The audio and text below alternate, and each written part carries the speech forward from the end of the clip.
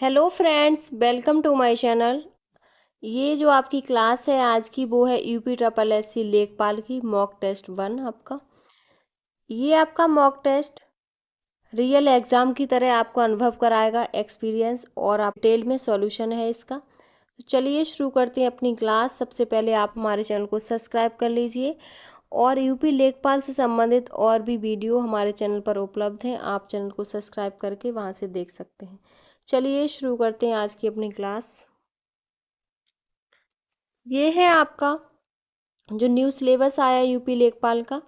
उसमें आपका 100 नंबर का पेपर होगा, यानी कि कुल प्रश्न भी आपके 100 ही होंगे। 2 घंटे आपको मिलेंगे, 120 मिनट। और प्रत्येक क्वेश्चन आपका 1 अंक का होगा। सही अंक पे आपको 1 अंक प्रदान किया जाएगा, और अगर आप गलत क्वेश्चन करते हैं तो उस पर आपका 0.25 अंक की कटौती की जाएगी। तो पहला क्वेश्चन है आपका। सबसे पहला क्वेश्चन है, भारतीय राष्ट्रीय आंदोलन की निम्नलिखित क्रांतिकारी घटनाओं को उनके सही कालक्रम में व्यवस्थित करें।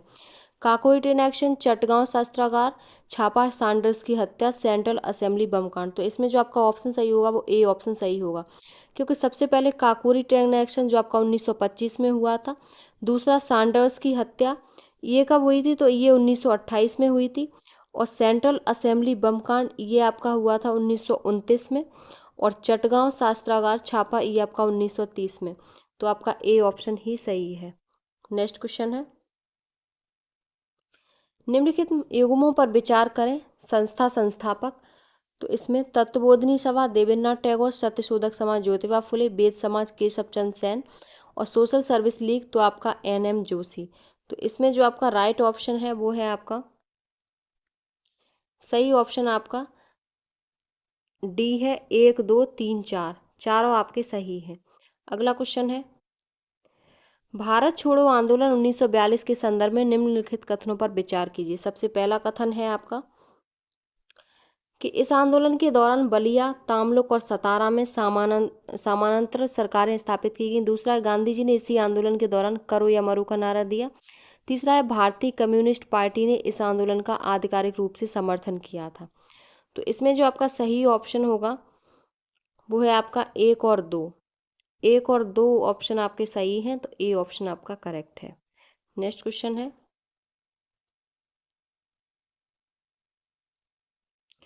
अगला क्वेश्चन है, ब्रिटिश शासन के दौरान भारत में धन के निष्कासन निष्कासन के सिद्धांत और औपचारिक रूप से किस कांग्रेस अधिवेशन में स्वीकार किया गया था?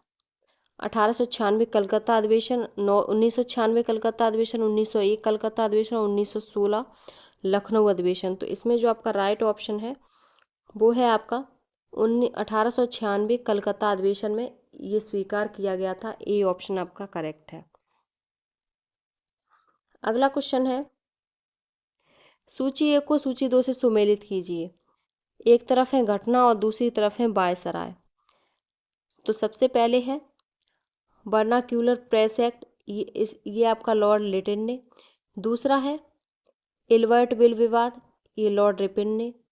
प्राचीन स्मारक संरक्षण अधिनियम, ये लॉर्ड कर्जन ने। और दीपावली घोषणा, ये लॉर्ड इरविन ने। तो इसमें जो आपका राइट ऑप्शन होगा वो है आपका ए ऑप्शन करेक्ट है। नेक्स्ट क्वेश्चन है,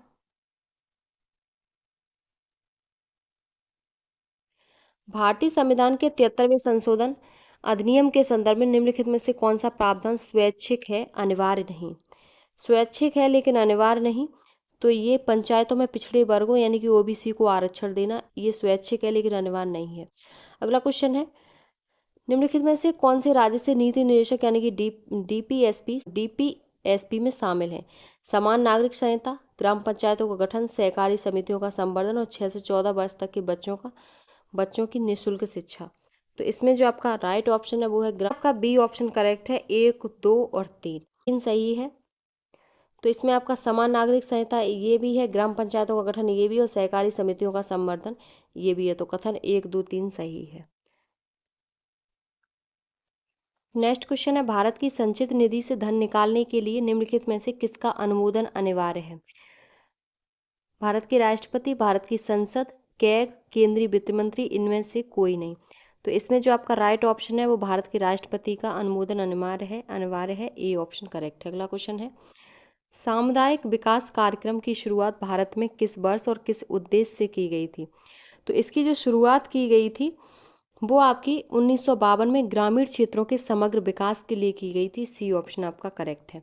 नेक्स्ट क्वेश्चन है आपका, सूची 1 को सूची 2 से सुमेलित कीजिए तथा कूट को सही उत्तर चुनिए। तो इसमें जो आपका आंसर सही होगा वो है आपके ए का अनुच्छेद 40 में क्या है, तो ग्राम पंचायतों का गठन है। अनुच्छेद 44 में क्या है, तो अनुच्छेद 44 में समान नागरिक संहिता है। अनुच्छेद 45 में तो 6 वर्ष से कम आयु के बच्चों की देखभाल और शिक्षा है। और अनुच्छेद 48 में कृषि और पशुपालन का संगठन है। तो आपका बी ऑप्शन करेक्ट है। नेक्स्ट क्वेश्चन है, जनगणना 2011 के अनुसार भारत में नगरीकरण के संदर्भ में निम्नलिखित राज्यों को नगरीय जनसंख्या की प्रतिशत के आधार पर अवरोही क्रम में व्यवस्थित कीजिए।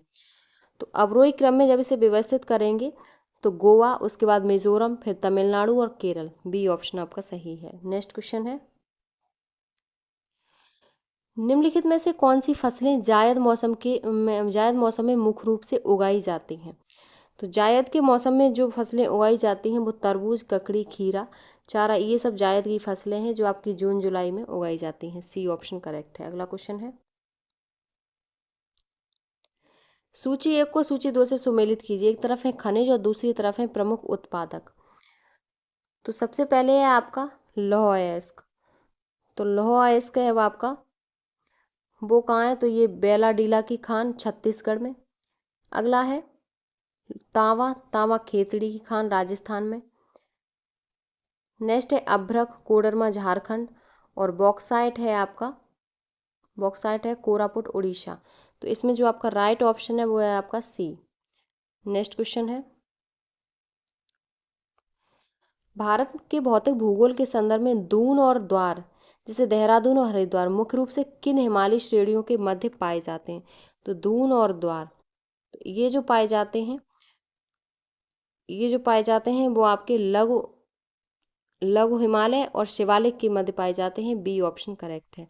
नेक्स्ट क्वेश्चन है, स्मार्ट सिटी मिशन के संदर्भ में निम्नलिखित कथनों पर विचार कीजिए। पहला है, यह मिशन आवास और शहरी मामलों के मंत्रालय द्वारा संचालित है। दूसरा है, इसका उद्देश्य 100 शहरों को कवर करना है। दूसरा है, उत्तर प्रदेश के कुल 12 शहर इस मिशन के तहत चुने गए हैं। तो इसमें जो ऑप्शन सही होगा वो आपका बी ऑप्शन सही है, केवल 1 और 2 सही है। बी ऑप्शन आपका करेक्ट है। अगला क्वेश्चन है, भारत में अनवरत योजना के यानी कि रोलिंग प्लान के संदर्भ में निम्नलिखित कथनों पर विचार कीजिए। पहला है आपका, इसका प्रतिपादन गुन्नार मेडल द्वारा अपनी पुस्तक एशियन ड्रामा में किया गया था। दूसरा है, भारत में इसे जनता पार्टी सरकार द्वारा 5वीं पंचवर्षीय योजना को एक वर्ष पहले समाप्त करके 1978 से 83 की अवधि के लिए लागू किया गया। तीसरा है, वर्ष 1980 में सत्ता में लौटने पर कांग्रेस सरकार ने इसे आधिकारिक रूप से स्वीकार कर लिया और इसका विस्तार किया। तो इसमें से कौन सा कथन सत्य है? तो इसमें 1 और 2 कथन सत्य है। आपका 1 और 2 कथन सत्य है। ए ऑप्शन करेक्ट है। अगला क्वेश्चन है, सूची 1 गरीबी निर्धारण समितियां और सूची 2 गठन रिपोर्ट वर्ष के साथ सुमेलित कीजिए। तो इसमें जो है एक तरफ है समितियां और दूसरी तरफ है वर्ष। तो सबसे पहले है अलग समिति। तो अलग जो समिति है वो आपकी कब लागू हुई थी? तो ये 1979 में। लकड़वाला 1993 में। सुरेश तेंदुलकर समिति ये आपकी 2009 में। और रंगराजन समिति तो 2014 में। तो इसमें जो आपका राइट ऑप्शन होगा वो है आपका सी ऑप्शन करेक्ट है। अगला क्वेश्चन है, प्रधानमंत्री गति शक्ति पीएम गति शक्ति राष्ट्रीय मास्टर प्लान के संदर्भ में निम्नलिखित कथनों में से कौन सा कथन असत्य है? तो इसमें जो कथन असत्य है वो आपका, इसके तहत वर्ष 2024-25 तक राष्ट्रीय राजमार्ग नेटवर्क का विस्तार 2 लाख किलोमीटर तक करने का लक्ष्य रखा गया है। तो डी ऑप्शन आपका इसमें गलत है। तो पीएम गति शक्ति के तहत 2024-25 तक राष्ट्रीय राजमार्ग नेटवर्क में 25,000 किलोमीटर जोड़ने का लक्ष्य था, न कि 2 लाख। तो इसीलिए आपका ये डी ऑप्शन गलत है। अगला क्वेश्चन है, नेक्स्ट क्वेश्चन है सतत विकास लक्ष्यों यानी कि एसडीजीज के अंतर्गत निम्नलिखित में से कौन सा लक्ष्य सही सुमेलित नहीं है। पहला है आपका एसडीजी 1 शून्य गरीबी से, एसडीजी 5 लैंगिक समानता, एसडीजी 8 असमानताओं में कमी और एसडीजी 13 जलवायु कार्रवाई। अगला ऑप्शन है इनमें से कोई नहीं। तो इसमें जो आपका राइट ऑप्शन है वो है आपका सी, एसडीजी 8 असमानताओं में कमी। ये आपका सही सुमेलित नहीं है, ये तीनों सही सुमेलित हैं। एसडीजी जो आपका है 8 वो आपकी समानता असमानता में कमी नहीं, इसमें है उत्कृष्ट कार्य और आर्थिक विकास। तो आपका सी ऑप्शन करेक्ट है। अगला क्वेश्चन है जीएसटी वस्तु एवं सेवा कर जीएसटी परिषद के निर्णय लेने की प्रक्रिया के संबंध में निम्नलिखित में से कौन सा कथन सही है। पहला है यह एक संवैधानिक निकाय है जिसका उल्लेख अनुच्छेद 279 ए में है। दूसरा है परिषद की बैठक में केंद्र सरकार के वोट का भार कुल वोटों का लगभग 1/3 होता है। तीसरा है किसी भी निर्णय को पारित करने के लिए उपस्थित और मतदान करने वाले सदस्यों के कम से कम 3/4 3/4 बहुमत की आवश्यकता होती है। तो इसमें जो आपका ऑप्शन सही है वो आपका डी ऑप्शन सही है। 1 और 2 और 3 तीनों कथन ही आपके सही हैं जीएसटी के बारे में। अगला क्वेश्चन है उत्तर प्रदेश जमींदारी विनाश एवं भूमि व्यवस्था अधिनियम 1950 के लागू होने के बाद प्रदेश में भूमि अधिकारों की श्रेणियों के संदर्भ में निम्नलिखित कथनों पर विचार करें। पहला है आपका ये अधिनियम 1 जुलाई 1952 से पूर्णतः लागू हुआ, ये सही है। दूसरा है इस अधिनियम के तहत सभी मध्यस्थों के अधिकार राज्य सरकार में निहित हो गए। और तीसरा है वर्तमान में उत्तर प्रदेश के काश्तकारों की केवल 2 श्रेणियां हैं, संक्रमणी अधिकार वाले भूमिधर और असंक्रमणी अधिकार वाले भूमिधर। तो इसमें जो आपका राइट ऑप्शन है वो आपका है ए ऑप्शन सही है। केवल एक कथन 1 और 2 सही है। 3 आपका जो है कि वर्तमान में उत्तर प्रदेश में 2 काश्तकारों की श्रेणियां हैं। तो वर्तमान में जो है वो आपकी 2 काश्तकारों की नहीं, उत्तर प्रदेश में 4 श्रेणियां हैं। पहली है आपकी संक्रमणी अधिकार वाले भूमिधर और दूसरी है असंक्रमणी अधिकार वाले भूमिधर और तीसरी है जो वो है आपकी आसामी और चौथी है सरकारी पट्टेदार। तो आपका ए ऑप्शन सही है। अगला क्वेश्चन है प्रधानमंत्री ग्राम सड़क योजना के दिशा निर्देशों के अनुसार मैदानी और पहाड़ी क्षेत्रों में बसावटों को सड़क संपर्क प्रदान करने के लिए जनसंख्या का मानक क्रमशः क्या है। तो जनसंख्या का जो मानक क्रमशः है वो है आपका बी ऑप्शन सही है। मैदानी 500 प्लस और पहाड़ी 250 प्लस, बी ऑप्शन करेक्ट है। अगला क्वेश्चन है भूमि मापन में प्रयुक्त होने वाली जरीब के संदर्भ में सूची 1 को सूची 2 से सुमेलित कीजिए। एक तरफ है जरीब का प्रकार और दूसरी तरफ है लंबाई। तो इसमें जो आपका सही है वो है आपका घंटर जरीब, इसका है 66 फीट। और शाहजहानी जरीब ये है 165 फीट। मीट्रिक जरीब यानी कि मानक ये है आपका 20 मीटर और आपका राजस्व जरीब होता है 33 फीट। तो आपका जो राइट ऑप्शन है वो ए ऑप्शन सही है। अगला क्वेश्चन है दीनदयाल अंत्योदय योजना राष्ट्रीय ग्रामीण आजीविका मिशन के अंतर्गत निधियों के आवंटन में केंद्र और राज्यों के बीच वित्तीय हिस्सेदारी का अनुपात क्या है। तो वित्तीय जो हिस्सेदारी का अनुपात है वो आपका 60:40 है, सी ऑप्शन करेक्ट है। अगला क्वेश्चन है निम्नलिखित ग्रामीण विकास योजनाओं को उनके प्रारंभ वर्ष के अनुसार काल क्रमानुसार व्यवस्थित करें। सबसे पहले है वो आपका नरेगा एक्ट जो आपका 2005 में लागू हुआ था। उसके बाद है सांसद आदर्श ग्राम योजना जो अक्टूबर 2014 में पहला। उसके बाद है आपका श्यामा प्रसाद मुखर्जी रूबन मिशन, ये आपका कब आया था, तो ये 2016 में। और नेक्स्ट है प्रधानमंत्री आवास योजना ग्रामीण, तो ये नवंबर 2016 में, ये फरवरी 2016 में और ये नवंबर 2016 में। तो आपका जो राइट ऑप्शन होगा वो होगा 4, 1 और 2 और 3। तो इसमें आपका ए ऑप्शन ही सही है। अगला क्वेश्चन है जलवायु परिवर्तन प्रदर्शन सूचकांक 2025 के संदर्भ में निम्नलिखित कथनों पर विचार करें। पहला कथन है, इस सूचकांक में पहले 3 स्थानों को रिक्त रखा गया क्योंकि कोई भी देश सभी मानकों पर खरा नहीं उतरा। दूसरा है, भारत को इस सूचकांक में 7वां स्थान प्राप्त हुआ जो उच्च प्रदर्शन श्रेणी में आता है। और तीसरा है, यह सूचकांक जर्मन वॉच नामक संस्था द्वारा जारी किया जाता है। तो इसमें जो आपका राइट ऑप्शन है वो आपका सी ऑप्शन है। 1 और 3 ऑप्शन आपके कथन सही है। अगला क्वेश्चन है, 16वें वित्त आयोग के संबंध में निम्नलिखित कथनों पर विचार कीजिए। पहला है, इसका गठन दिसंबर 2023 में किया गया और इसके अध्यक्ष डॉक्टर अरविंद पनगड़िया हैं। दूसरा है, आयोग अपनी रिपोर्ट 31 अक्टूबर 2025 तक राष्ट्रपति को सौंपेगा।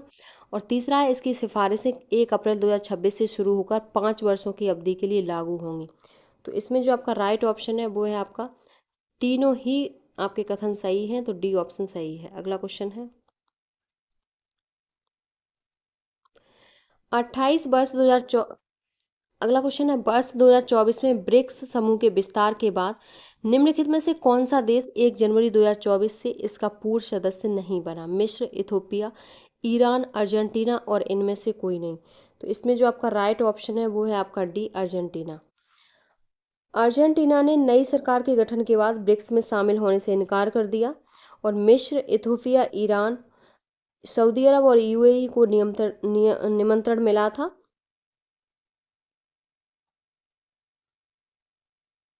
और सऊदी अरब की सदस्यता की स्थिति पर तकनीकी स्पष्टता के बावजूद अर्जेंटीना निश्चित रूप से बाहर है। तो इसमें आपका जो ऑप्शन सही है वो आपका डी ऑप्शन ही सही है। अगला क्वेश्चन है, चर्चा में रही पीएम सूर्यघर मुफ्त बिजली योजना के तहत केंद्र सरकार द्वारा दी जाने वाली सब्सिडी के संदर्भ में विकल्प चुनें। तो सब्सिडी के जो संदर्भ में सही विकल्प है वो है आपका उपरोक्त सभी कथन सही है। पहला है, किलोवाट क्षमता के सिस्टम के लिए 30,000 की सब्सिडी। अगला है, 2 किलोवाट क्षमता तक के सिस्टम के लिए 60,000 की। और 3 किलोवाट या उससे अधिक क्षमता के सिस्टम के लिए 78,000 की सब्सिडी। तो डी ऑप्शन करेक्ट है। अगला क्वेश्चन है,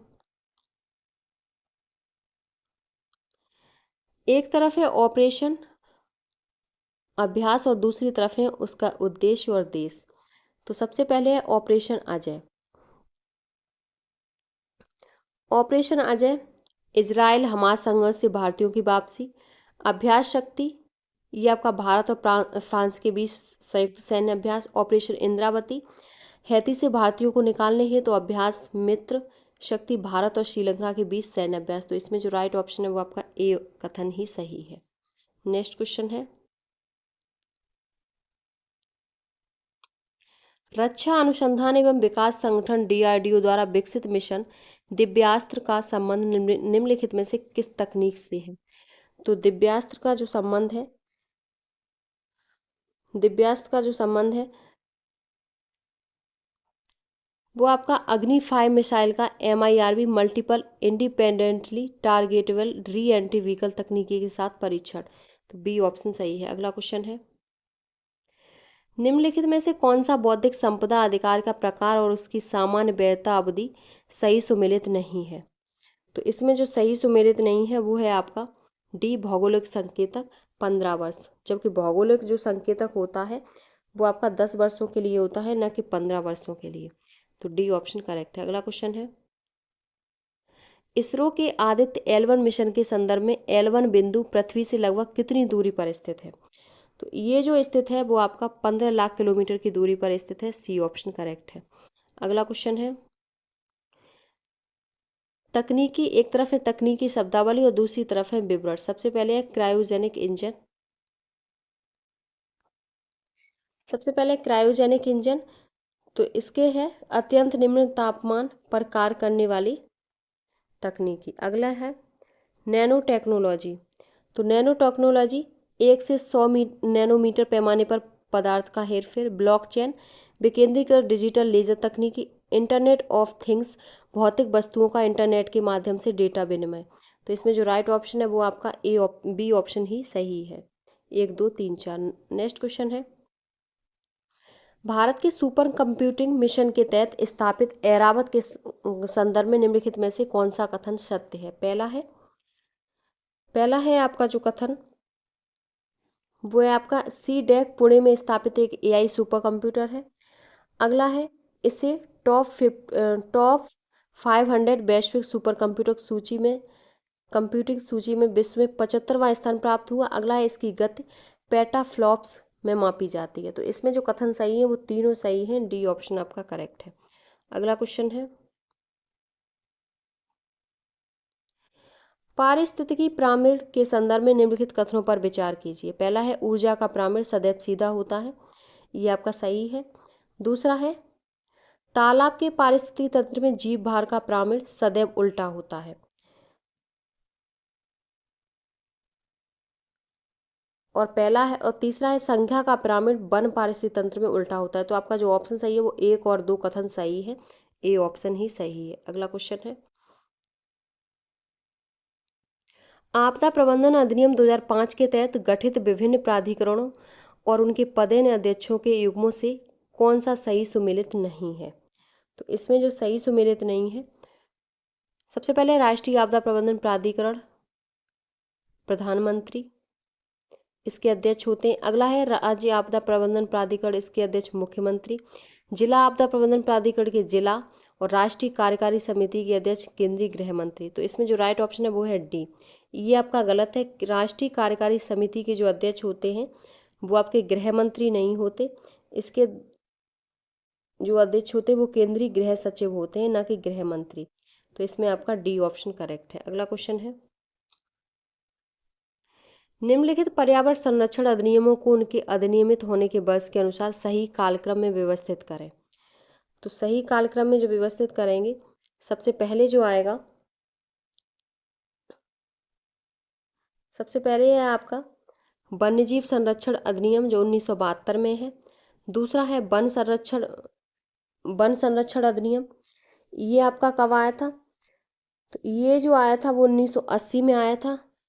अगला है आपका वायु प्रदूषण की रोकथाम और नियंत्रण अधिनियम, ये कब आया था? तो ये आपका आया था 1981 में। और अगला है जैव विविधता अधिनियम, ये आपका 2002 में आया था। तो राइट ऑप्शन आपका 3, 1, 2, 4 है, ये ऑप्शन करेक्ट है। अगला है, सेंडाई फ्रेमवर्क का संबंध निम्नलिखित में से किस क्षेत्र से है? तो इसका जो संबंध है वो आपका आपदा जोखिम न्यूनीकरण 2015 से 2030 तक, इससे है, बी ऑप्शन सही है। अगला क्वेश्चन है, जैव विविधता के संरक्षण के संदर्भ में हॉटस्पॉट की अवधारणा नॉर्मन मायर्स द्वारा दी गई थी। किसी क्षेत्र को हॉटस्पॉट घोषित करने के लिए निम्नलिखित में से कौन सी शर्तें अनिवार्य हैं? तो इसमें जो शर्तें अनिवार्य हैं वो है आपकी, उस क्षेत्र में कम से कम 1500 संवर्णीय पौधे स्थानिक होने चाहिए, ये सही है। उस क्षेत्र का कम से कम 70% मूल आवास नष्ट हो चुका हो, तो ये भी सही है। तो आपका ये दोनों सही है। अगला हुआ, क्षेत्र उष्णकटिबंधीय वर्षा वनों में स्थित होना चाहिए। तो इसमें जो आपका सही है वो आपका बी ऑप्शन सही है। एक और दो कथन आपके सही हैं। नेक्स्ट क्वेश्चन है, राष्ट्रीय आपदा मोचन बल के गठन और संरचना के संबंध में निम्नलिखित कथनों पर विचार करें। पहला है, इसका गठन आपदा प्रबंधन अधिनियम 2005 की धारा 44 के तहत किया गया। दूसरा है, यह एक प्रतिनियुक्त बल है जिसमें BSF, CRPF, CISF, ITBP, SSB और असम राइफल के जवान शामिल होते हैं। और अगला है, NDRF का प्रशासनिक नियंत्रण रक्षा मंत्रालय के अधीन होता है। तो इसमें से कौन सा कथन सत्य है? तो इसमें जो कथन है सत्य वो आपका 1 और 2 है, तो आपका बी ऑप्शन सही है। नेक्स्ट क्वेश्चन है, सूची 1 परिस्थितिकी अंतःक्रिया और सूची 2 प्रभाव से सुमेलित कीजिए। सबसे पहले है सहजीविता, वो है आपका ए। सहजीवी होगा आपका दोनों प्रजातियों को लाभ, और सहभोजिता होगा आपका एक को लाभ दूसरे को न लाभ न हानि। और आपकी परिजीविता होगा एक को लाभ और दूसरे को हानि। असहभोजिता होगा एक को हानि और दूसरे को कोई प्रभाव नहीं। तो आपका ए ऑप्शन करेक्ट है। अगला क्वेश्चन है, केंद्रीय प्रदूषण नियंत्रण बोर्ड की स्थापना किस अधिनियम के प्रावधानों के तहत की गई थी? तो ये जो की गई थी वो आपकी जल अधिनियम 1974 के प्रावधानों के तहत की गई थी। सी ऑप्शन करेक्ट है। नेक्स्ट क्वेश्चन है, आपदा प्रबंधन वित्त पोषण के संदर्भ में 15वें वित्त आयोगों की सिफारिश के अनुसार राज्य आपदा जोखिम प्रबंधन कोष में केंद्र और राज्य का योगदान सामान्य राज्यों के लिए किस अनुपात में होता है? तो ये जो जिस अनुपात में होता है वो 75 और 25 अनुपात में होता है। डी ऑप्शन करेक्ट है। नेक्स्ट क्वेश्चन है, भारत में रामसर कन्वेंशन के तहत आर्द्र भूमियों के संरक्षण के संदर्भ में मॉन्ट्रिक्स रिकॉर्ड क्या है? तो मॉन्ट्रिक्स रिकॉर्ड है, यह उन रामसर स्थलों का रजिस्टर है जहां मानवीय हस्तक्षेप के कारण पारिस्थितिक स्वरूप में परिवर्तन हुआ है या हो रहा है। बी ऑप्शन सही है। नेक्स्ट क्वेश्चन है, अर्धशासकीय पत्र के संदर्भ में निम्नलिखित कथनों पर विचार कीजिए। पहला, इसका प्रयोग समान स्तर के अधिकारियों के मध्य अनौपचारिक रूप से शासकीय कार्य हेतु किया जाता है। दूसरा, इसमें संबोधन के लिए सामान्यतः प्रिय या आदरणीय का प्रयोग होता है। अगला है, पत्र के अंत में भवदी शब्द का प्रयोग अनिवार्य रूप से किया जाता है।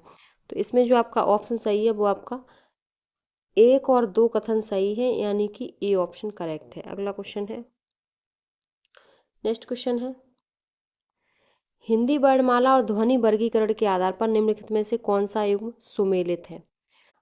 ये अग्रस्वर और विवृत स्वर नहीं होता। रे आपका असुमेलित है। और सब ह काकल वर्ण सघोष महाप्राण है, सही है। वह दंतोष्ट अर्धस्वर है, सही है। छ तालव्य अघोष और महाप्राण है, ये भी सही है।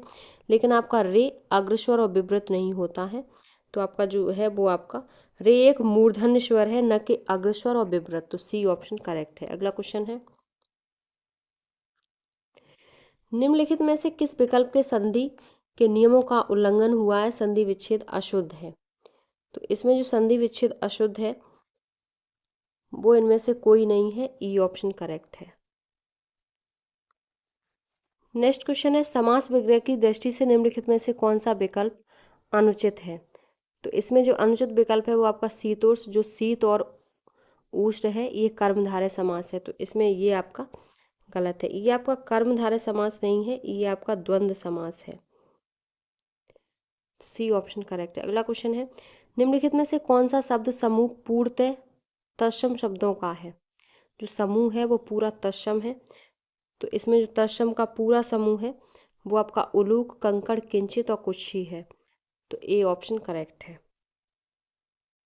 वर्तनी की दृष्टि से निम्नलिखित में से कौन सा शब्द शुद्ध है? तो इसमें जो शुद्ध शब्द लिखा है अनुसुईया, हिरण्यकश्यप, द्वारका और संन्यास। तो इसमें जो शुद्ध शब्द लिखा है वो है आपका द्वारका। द्वारिका नहीं होता, द्वारका होता है। C option correct. अगला है, वाक्य शुद्धि की दृष्टि से निम्नलिखित में से कौन सा वाक्य व्याकरणिक रूप से पूर्णतः शुद्ध है? तो इसमें जो शुद्ध है वो है आपका, इनमें से कोई नहीं है, सब अशुद्ध है। तो आपका ई ऑप्शन करेक्ट है। अगला क्वेश्चन है, शब्द युग्म अभिज्ञ अनभिज्ञ का सही अर्थ भेद क्या है? तो अभिज्ञ होता है आपका, अभिज्ञ का अर्थ होता है जानकार या जानने वाला, और अनभिज्ञ का जो अर्थ है वो होता है अनजान या न जानने वाला। तो इसमें जो ऑप्शन सही होगा वो आपका ए ऑप्शन करेक्ट है। अगला क्वेश्चन है, नेक्स्ट क्वेश्चन है, सूची और मुहावरे यानी कि लोकोक्ति को सूची 2 से अर्थ से सुमेलित कीजिए। सबसे पहले है खेत रहना। खेत रहना का मतलब क्या होता है? तो इसका मतलब होता है वीर गति को प्राप्त होना। दूसरा है घड़ों पानी पड़ना, अत्यंत लज्जित होना, शैतान की यात, बहुत लंबी वस्तु और पेट में दाढ़ी होना, अत्यंत धूर्त व्यक्ति। तो ए ऑप्शन आपका करेक्ट है। अगला क्वेश्चन है, प्रतिनियुक्ति के लिए सटीक अंग्रेजी प्रशासनिक शब्द ऑफिशियल टर्मिनोलॉजी कौन सा है? तो प्रतिनियुक्ति के लिए, तो इसमें प्रतिनियुक्ति के लिए जो शब्द है वो आप डिप्यूटेशन होगा। डिप्यूटेशन, सी ऑप्शन करेक्ट है। प्रतिनियुक्ति का अर्थ होता है। अगला है आपका कंप्यूटर से संबंधित प्रश्न है, इंटरनेट प्रोटोकॉल के IPv4 संस्करण में क्लास डी का आरक्षित पता रेंज क्या है? तो इसका पता रेंज सी होगा। सी ऑप्शन आपका करेक्ट है। अगला क्वेश्चन है, MS वर्ड में गटर मार्जिन का कार्य क्या है? तो गटर मार्जिन का जो कार्य होता है वो है आपका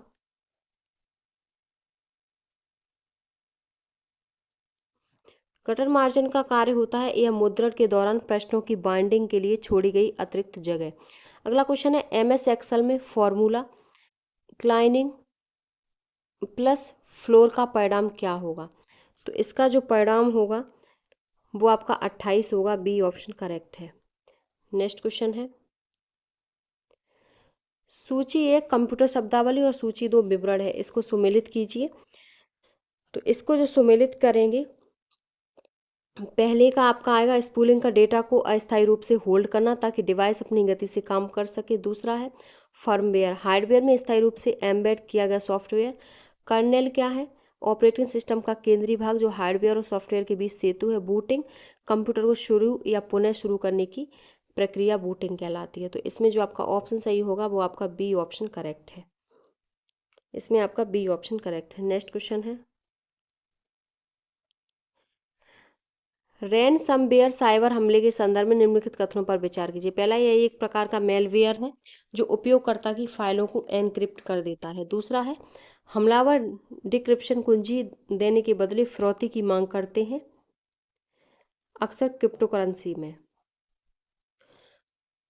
और अगला है, वन्नाक्राई और पेट्या प्रसिद्ध रैनसमवेयर हमले हैं। तो इसमें कौन सा कथन सत्य है? तो तीनों कथन ही सत्य हैं। डी ऑप्शन आपका करेक्ट है। 1, 2, 3 तीनों कथन सत्य हैं। नेक्स्ट क्वेश्चन है, बिग डेटा की विशेषताओं को परिभाषित करने वाले 3VS में निम्नलिखित में से कौन शामिल नहीं है? तो इसमें जो शामिल नहीं है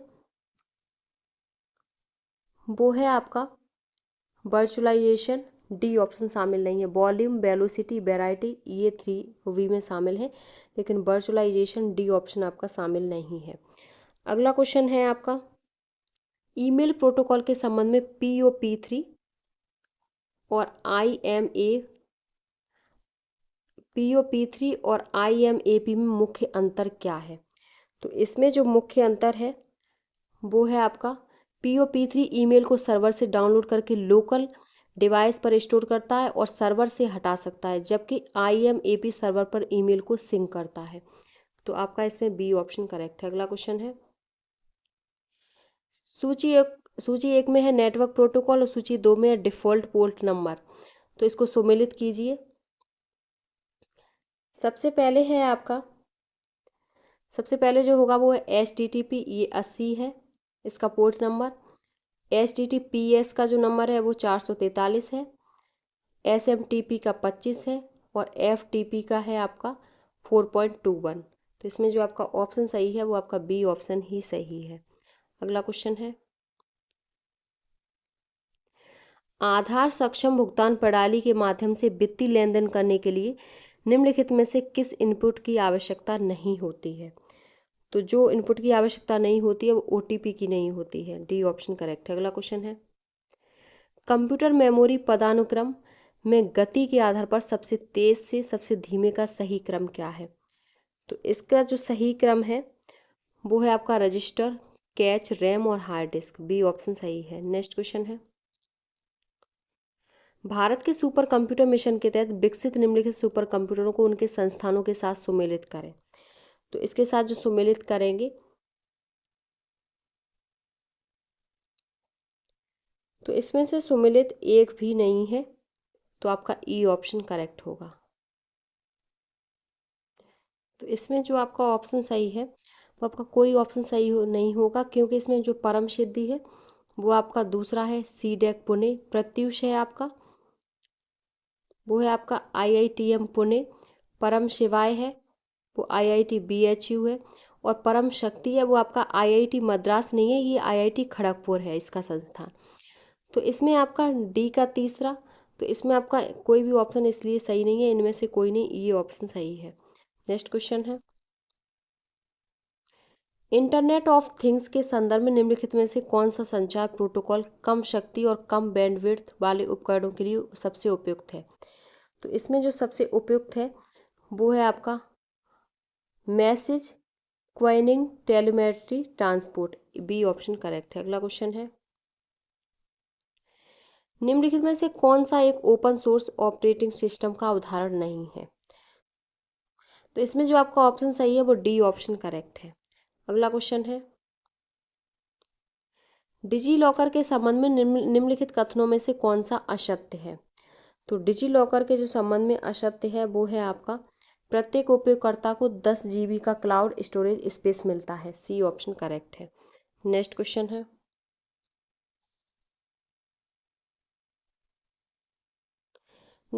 है, ईमेल पते के संदर्भ संरचना में चिन्ह के बाद वाले भाग को तकनीकी रूप से क्या कहा जाता है जो मेल सर्वर की पहचान करता है?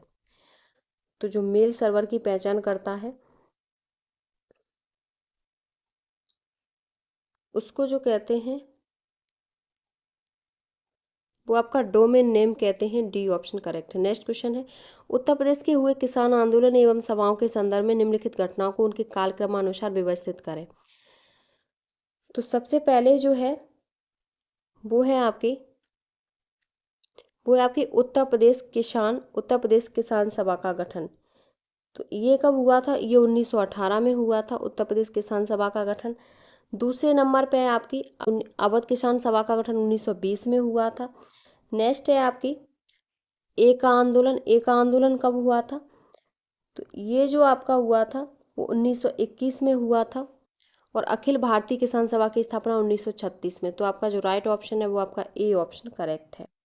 नेक्स्ट क्वेश्चन है, उत्तर प्रदेश की जलवायु व वर्षा के संबंध में निम्नलिखित कथनों पर विचार कीजिए। पहला, उत्तर प्रदेश के मुख्य रूप से उष्णकटिबंधीय मानसूनी जलवायु पाई जाती है। दूसरा है, राज्य में सर्वाधिक वर्षा गोरखपुर तथा सबसे कम वर्षा मथुरा में होती है। दूसरा है, प्रदेश के पूर्व से पश्चिम की ओर बढ़ने पर वर्षा की मात्रा में वृद्धि होती है। तो इसमें जो सही कथन है वो आपका ए सही है। 1 और 2 कथन सही है। नेक्स्ट क्वेश्चन है, एक जिला एक उत्पाद योजना के तहत निम्नलिखित में से सही मिलान करें। तो सिद्धार्थनगर का काला नमक चावल, अमरोहा का वाद्य यंत्र ढोलक है। बांदा का आपका क्या है? तो बांदा का है वो आपका बांदा का आपका सजर पत्थर शिल्प है और मुजफ्फरनगर का गुड़ है। तो इसमें जो आपका ऑप्शन सही होगा वो है आपका ए ऑप्शन सही है। ए ऑप्शन करेक्ट है। अगला क्वेश्चन है, उत्तर प्रदेश के लोक नृत्यों और उनके क्षेत्रों का कौन सा युग्म सुमेलित नहीं है? तो इसमें जो सुमेलित नहीं है वो आपका डेढ़िया बुंदेलखंड, ये सुमेलित नहीं है। डी ऑप्शन करेक्ट है। अगला क्वेश्चन है, रामसर स्थलों और उनके संबंधित जिलों का सही मिलान कीजिए। तो सबसे पहले है सूर सरोवर, ये आपकी आगरा में है। नेक्स्ट है आपका समसपुर पक्षी विहार, ये कहाँ है? तो ये रायबरेली में है। सांडी पक्षी विहार हरदोई में है और नवाबगंज पक्षी विहार उन्नाव में है। तो इसमें जो आपका ऑप्शन सही है वो है आपका ए ऑप्शन करेक्ट है। अगला क्वेश्चन है, उत्तर प्रदेश में पंचायती राज व्यवस्था के संदर्भ में निम्नलिखित कथनों पर विचार कीजिए। पहला है, संयुक्त प्रांत पंचायती राज अधिनियम 1947 में पारित किया गया। अगला है, पंचायतों में महिलाओं के लिए 1/3 आरक्षण का अनिवार्य प्रावधान है। अगला है, क्षेत्र पंचायत के प्रमुख का चुनाव प्रत्यक्ष रूप से स्थानीय जनता द्वारा किया जाता है। तो इसमें जो आपका ऑप्शन सही है वो आपका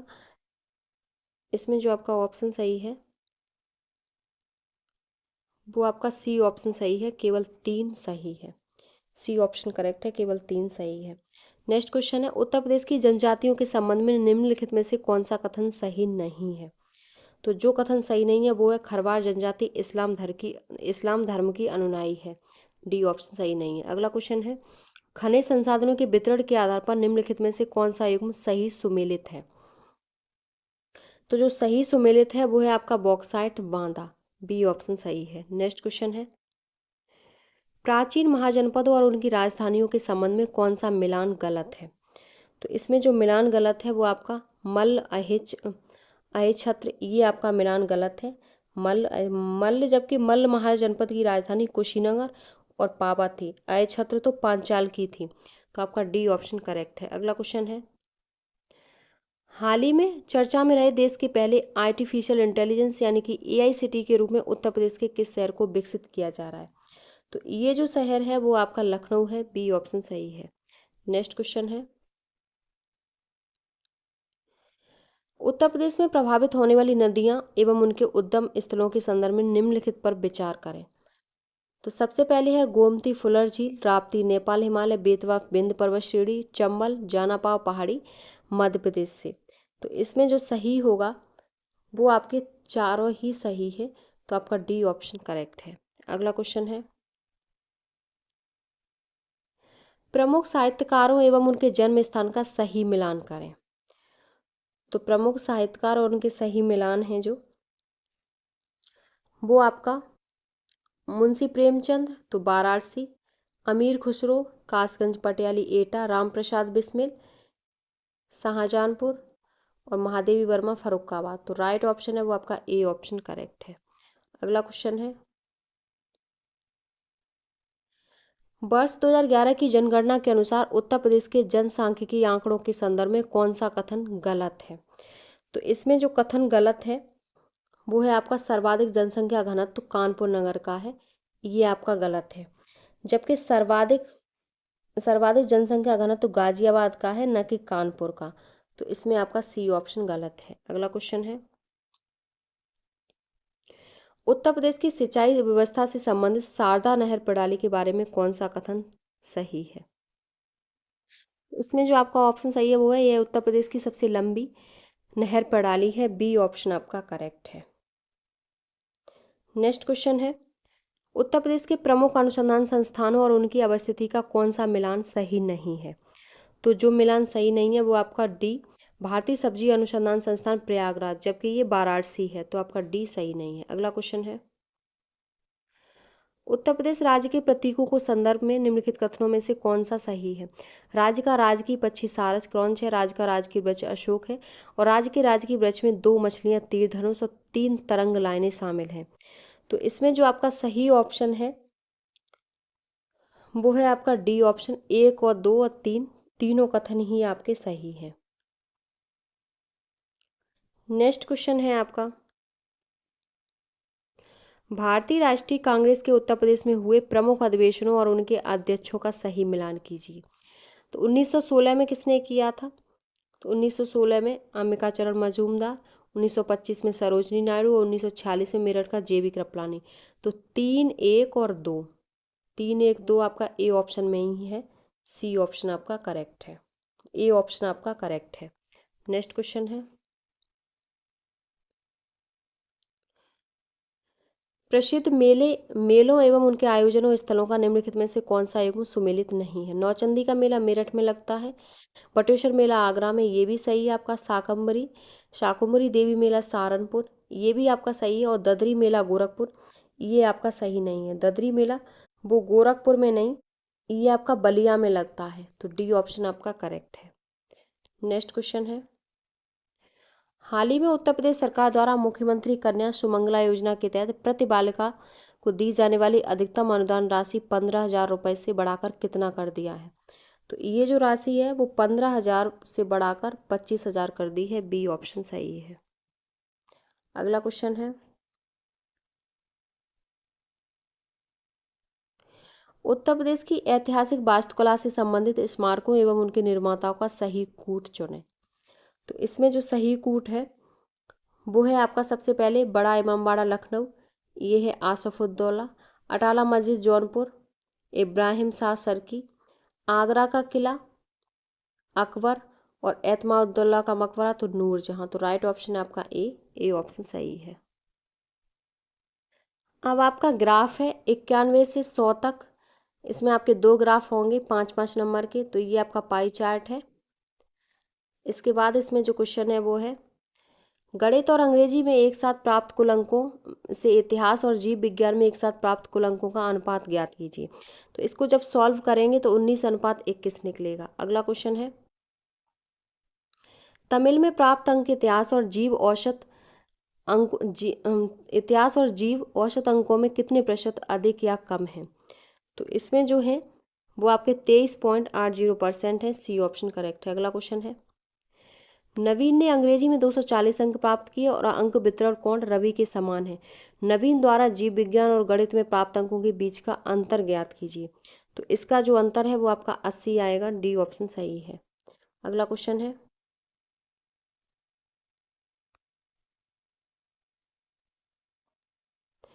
कितने विषयों में रवि द्वारा प्राप्त अंक रवि द्वारा सभी विषयों में प्राप्त औसत अंक से अधिक हैं?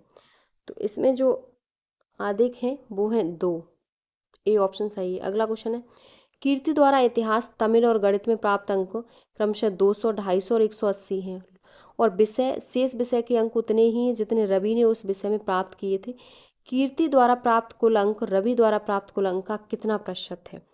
तो ये जो प्रतिशत है वो आपका 100.83% है। बी ऑप्शन करेक्ट है। अब है आपका ये अब आपका ये दूसरा पाई चार्ट है जो आपका 96 से 100 तक है। तो इसमें क्वेश्चन है, ब्राजील द्वारा प्रक्षेपित उपग्रहों की संख्या नेपाल द्वारा प्रक्षेपित उपग्रहों की संख्या का कितना प्रतिशत है? तो इसमें जो प्रतिशत है वो आपका 83.33% है। सी ऑप्शन करेक्ट है। नेक्स्ट क्वेश्चन है, चीन द्वारा प्रक्षेपित दूरस्थ और संचार उपग्रहों की संख्या का अनुपात 3:2 है और चीन द्वारा प्रक्षेपित संचार उपग्रहों की संख्या ज्ञात कीजिए। केवल चीन द्वारा लॉन्च किए गए दूरस्थ और संचार उपग्रहों पर विचार कीजिए। तो इसमें जो करेंगे विचार तब निकलेगा आंसर इसको सॉल्व करने के बाद। तो 720 ए ऑप्शन सही है। अगला क्वेश्चन है, अमेरिका द्वारा लॉन्च किए गए उपग्रहों की संख्या भारत द्वारा लॉन्च किए गए उपग्रहों की संख्या से 20% अधिक है।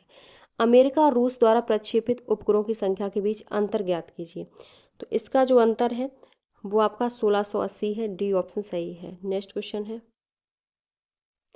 भारत, ब्राजील और नेपाल द्वारा प्रक्षेपित उपग्रहों की औसत संख्या ज्ञात कीजिए। तो इसमें जो औसत संख्या है वो 3000 है। बी ऑप्शन करेक्ट है। अगला क्वेश्चन है, रूस द्वारा प्रक्षेपित नेटवर्क और कृषि संबंधी उपग्रहों की संख्या का अनुपात 7:8 है। रूस द्वारा प्रक्षेपित कृषि संबंधी उपग्रहों की संख्या ज्ञात कीजिए। तो इसमें जो निकलेगी वो आपकी 640 निकलेगी। ए ऑप्शन सही है। ये आपके 100 प्रश्न हो गए। आज का आपका मॉक टेस्ट ये आपका कंप्लीट हो गया। ये आपके यूपी लेखपाल के लिए मोस्ट इम्पॉर्टेंट है और यूपी लेखपाल से संबंधित और भी वीडियो हमारे चैनल पर उपलब्ध हैं। आप चैनल को सब्सक्राइब करके वहां से देख सकते हैं। अगर आपको हमारी वीडियो पसंद आई हो तो प्लीज़ चैनल को like, subscribe, share and comment करें।